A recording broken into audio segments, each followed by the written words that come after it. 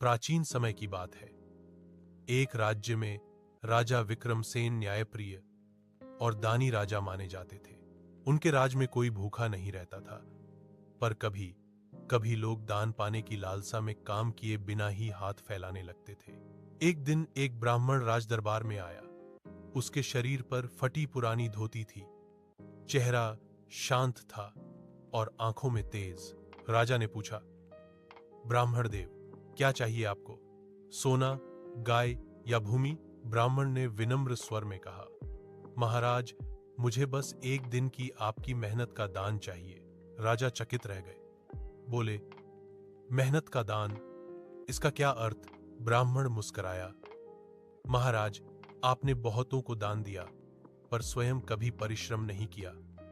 आज आप जो कमाएंगे वही मेरी दान राशि होगी। राजा ने वचन दे दिया।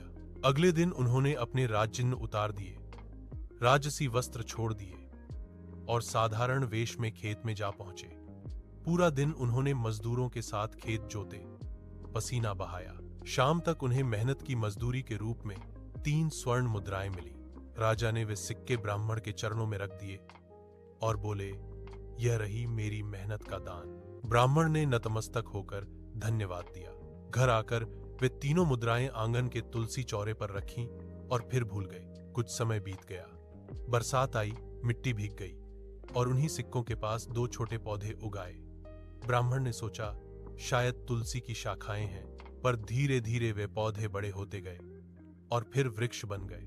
एक दिन जब पेड़ों पर फूल खिले तो पड़ोस की एक स्त्री ने कहा, पंडित जी, इन फूलों में कुछ चमकता है।